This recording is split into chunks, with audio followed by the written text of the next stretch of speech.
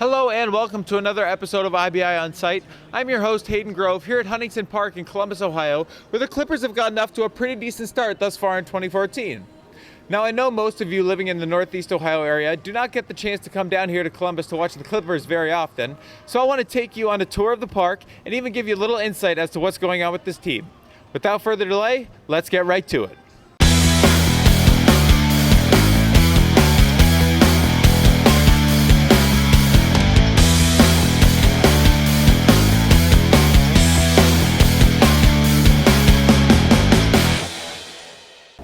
All right, I'm joined now by two of my friends from Ohio State who happen to cover the Clippers.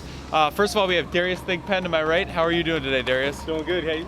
Now, I need you to tell me who you work for. Just give yourself a little plug. So I work for the Columbus Clippers. I'm on the broadcast team. I work with Scott Leo and Ryan Mitchell, the two play-by-play guys. So I do whatever they need me to do, and on top of that, I do pregame and postgame for them. Okay, and on my left, we have Adrian Robbins, who also goes to Ohio State and works for us at IBI. Clippers beat reporter, I should say, correct? Yep. Now, you've been here all summer. What has the vibe been like thus far with the Clippers? I'll start with you, Darius. You know, they've started off pretty well, but what has caught your eye thus far? Well, it was a slow start, but they've really come up hot as of late. Pitching has gotten to be a lot better than it started out. Right now, they're one of the top teams in the IL in pitching, and it's really been because of this hot streak. I think they have 4 straight quality starts going. It's been really solid for the pitching, so that's really helped. And this is a team that in the past had offense, so the pitching is really refreshing to see for the Clippers.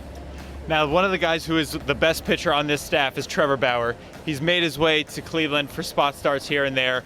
What have you seen out of him that's made him so good this year, Adrian? I actually talked to Bauer Wednesday and talked to him about some of the changes he made, and he had a very, very busy off season, and that's been his biggest difference maker, he said, is he was able to work just clear through on everything that he wanted to, and he's been pitching great this year.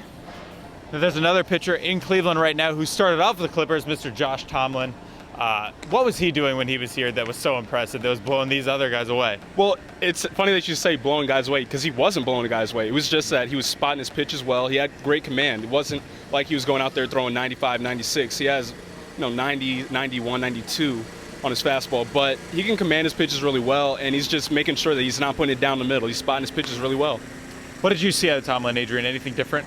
No, he definitely, like he said, he was planing his pitches well, and he was able to trick batters that way, and he put together a lot of solid starts, which got him in Cleveland. Right, and there's another guy who's been talked about in Cleveland, not so much advocated for, but talked about, Jesus Aguilar. He's hitting a lot of home runs to that place right there. What has he been doing that's been so impressive thus far, Adrian? You know, Jesus had a great start. He's just the typical power hitter. He's cooled down a little bit more these past about 10 games, but he's still hitting over 300, and he's been someone that the Clippers have been able to really rely on. Anything else from you, Darius? Well, El Jefe, the boss, that's my dude. I absolutely love watching Aguilar hit because he doesn't give up at bats. He's not going to go in and just take the bat off his shoulders and swing at something ridiculous. He looks good in his approach to the plate, and he takes the ball to right really well. As you said earlier, he's been hitting most of his home runs to right, so he has the opposite field power, which you do kind of worry about with the young right-handed hitter. It's just the fact that he's primarily a first baseman, so not really a spot for him with the Indians, even if he does continue on his tear. Right. Now, I have a couple questions about Aguilar because I haven't been here. A lot of people are saying that he's more of a product of Huntington Park than he is of, just being a quality hitter. Your thoughts, Adrian? I mean, you could say that because he maybe wasn't blowing people away in Akron. I think he's gotten a lot more attention as a prospect here in Huntington Park. But I mean, the numbers don't lie. He's leading Columbus in all offensive categories except for maybe 2 of them right now. Yeah, I mean, he's going to be a high batting average guy. You can tell he's a guy that's not going to come in and swing at bad pitches. He's been taking a ton of walks as well. If anything, the power numbers you can say are maybe a product of Huntington Park. I mean, usually you would expect it with the left-handed guys because of short porch and right, but he's done a really good job hitting the ball to all fields. He hits the ball hard every time he comes up. And, I mean, like I said earlier, he's just not giving up at-bats. He's a professional hitter, which you really do have to appreciate. So, Darius, does he make it to Cleveland this year? Maybe with the September call-ups, but unless there's an injury or something, I mean, you look up, you got Swisher at first. You're going to have your guys who are rotating in at DH, so it's not really much of a spot for him. Any thoughts? No, I think that's about it. I think that we got to remember that this is Jesus' first year in Columbus, and we still have time for him to grow as a player, and it's early in the season, so we'll see. There's another young guy who's on the other hot corner, and that's Giovanni Urshela. We've got to know him in Northeast Ohio pretty well with the Rubber Ducks. Spent a lot of time there, but this year he's really come into his own. He's only been here for a short time, But what have you guys seen at him? And we'll start with you, Adrian. I mean, consistency with Giovanni. He's very consistent at the plate. I think he's had 11 straight games with a hit and on base. So, like with him, especially being one of the younger guys, you can really rely on him when he goes up to the bat. Yeah, with Columbus, 6 games, 6 hits, or 6-game hitting streak. And he has 3 home runs and 8 RBI. He's been solid ever since coming up. Also made a very nice defensive play yesterday in third base. So he's been a good addition to this team and another good right-handed bat. So it's really been fun to watch him play just in this last week. He's only been up 6 games. Right, and as we talked about, there was another guy in Akron last season that we didn't pay all that much attention to because we didn't know. Apparently he had some facial paralysis, Roberto Perez. He has been raking this year thus far. What do you guys think the difference is with him at this point? Well, I mean, part of it obviously has to be the fact that he is a lot healthier than he was last year, so that's going to go a long way. But on top of that, I mean, everyone knew that he was going to be good defensively, so it is a little bit of a bonus, it seems like right now, that he's so good offensively this year. But I just think that part of it is just because he's grown as a hitter. I mean, it's just going to come with your younger players. You're going to get some development. I think that's where he's gotten his development offensively. Anything else on Roberto? No, pretty much it. I think last season we got to see him a little bit in Columbus. I think it's like him just growing as a player and finding comfort now at the AAA level. There's one final guy who we've got to know very well in Cleveland who has struggled and who has found his way down here because of his struggles, Vinny Pastano. I know, Adrian, that you've talked a lot about Vinny Pastano. How has he been pitching? Are we going to see him in Cleveland soon? What is the deal going on here with him? You know, with Vinny, so far he's had about 2 bad outings, but other than that, he's been pretty lights out. It's just such an odd, like, give and take. Like he said, he's not sure what the real difference maker is for him, but he's been working really hard. Is he going to find his way to Cleveland this season? I mean, he used to be such a big part of the Indians. The fans grew to love him so much, and now he's sitting here in Columbus trying to figure it out. Is he going to make it again? Well, I mean, Scott and Ryan talk about it all the time. He was one of the best setup men in baseball just a couple years ago. So I think it's just part of him just figuring out whatever it is mentally, because he has all the tools. You can see him when he goes out there and throws the ball. He can still bring it. So it's just about figuring out whatever he needs to figure out. He'll be back up with the Indians in no time, I think. Now, I'm not here every day, so are there any other prospects that you guys like that I haven't talked about today?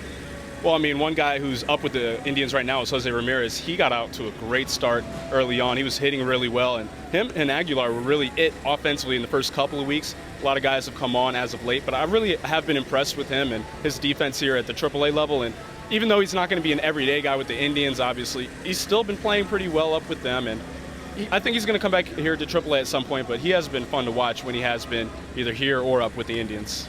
Anyone else for the fans of Northeast Ohio to keep an eye on? You know, I would say Carlos Moncrief has really stood out to me. The right fielder, used to be a pitcher, switched over to right field. He started off kind of slow, but really lately he's been getting hot. Yeah, Moncrief last year in Akron was an absolute force. I think if you're familiar with the park in Akron, he hit 2 balls up the center field batter's eye. So that's a guy with a lot of power. But guys, I just want to thank you. Any final thoughts from either of you? I mean, it's just been a great stretch for the Indians and for the Clippers right now. Clippers have won 6 in a row, or 5 in a row, looking for 6 in a row today. So they've really come on strong as of late. So it's a team that you're going to have to watch out for right now. What are we going to see from the Clippers in the future, Adrian? You know, I'd say they started out, couldn't get above 500. They finally made it. They moved up in the IL West standings. And I think just the mix of older guys and younger guys, they're a really fun team to watch. And they seem to be a great team meshing ways. All right, well, here we have Darius Thigpen from 920. Is that what it is? AM 920, WMNI. All right, so if you're in Columbus, listen to him. And, of course, we have Adrian from Indians Baseball Insider. She'll be writing game recaps for the Clippers. When we get back, we're going to take you on a little tour of Huntington Park. Stick around. This is Jim Piascik, promoing my new feature on IBI. It's called The War Room, and it's going into the advanced metrics of the minor league team, looking at things like walk rate plus, strikeout rate plus, WAR, all those numbers, but putting it in language you can understand, going the next level in understanding what's going on with the minor league system. You can check it out every Sunday on IBI. Hi, I'm Tony Lastoria from Indians Baseball Insider. The season has now begun, and the new IBI prospect book is available. Check out the 2014 Indians Baseball Insider book online at indiansbaseballinsider.com, or go to amazon.com, or check out the captains and other Indians minor league affiliates for information on the book. As promised, I'm now going to take you on a little mini tour of everything going on here at Huntington Park, because I know many of you don't get to come down to Columbus very often to see it for yourselves.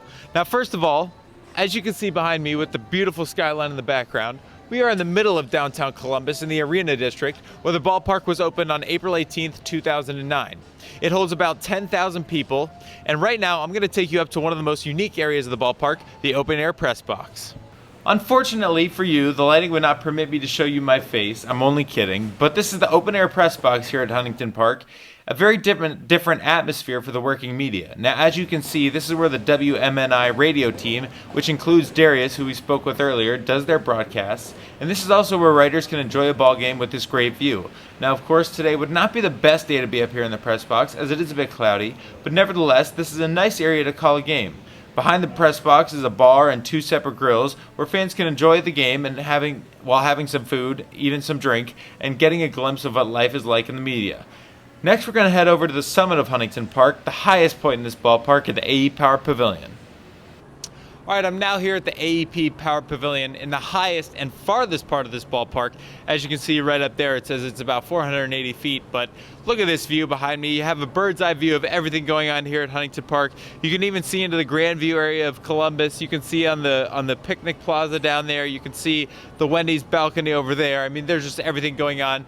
This spot is sponsored by Roosters, which is a local bar and grill here in Columbus. As it calls itself, a fun, casual joint, has great wings. You can enjoy those wings from 480 feet from home plate. Now, the AEP Power Pavilion is definitely not a spot that you want to be at if you're scared of heights, but it is a spot you want to be at if you want to catch a very unique glimpse of the Columbus Clippers here at Huntington Park. Alright, I'm now below the AEP Power Pavilion at a place that doubles not only as a bar, but as a tribute to the Clippers of years past. Now, if you can remember, the Clippers used to be a part of the New York Yankees farm system, and that explains what's going on behind me. Mr. Derek Jeter has taken center stage. He used to wear number 13 for the Clippers when they were a part of the Yankees system, and has definitely made his place in this franchise's history known throughout the years. In addition to the memorabilia that's behind me, there is a bar over there where you can enjoy some drinks, enjoy some food. There is open air right behind me, open air windows right behind me where you can look into the game, look and see what's going on. You can watch the game from balconies. You can sit down and watch the game. It's called Bud's Bar, and it's another very unique part of Huntington Park.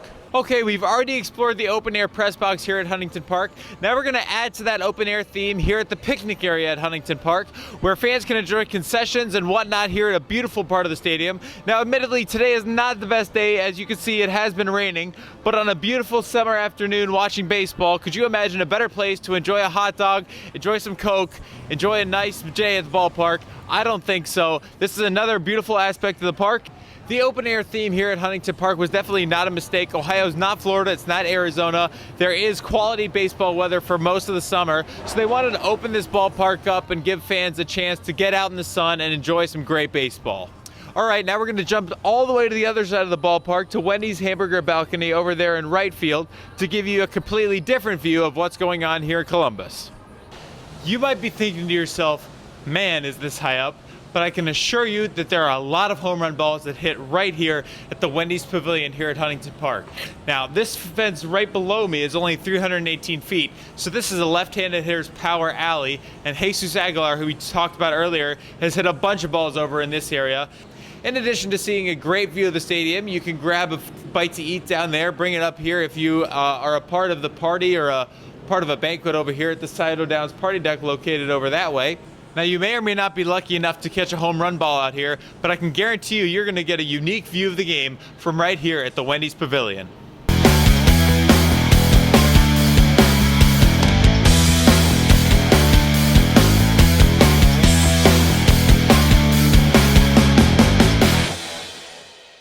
That's going to do it for this episode of IBI On Site. It's been a pleasure taking you around Huntington Park and giving you all the info you need on the Columbus Clippers. Next week, we're going to head back home to Northeast Ohio and take you to Canal Park, where the Akron Rubber Ducks are scorching hot right now. Until then, I'm your host, Hayden Grove. We'll catch you next time.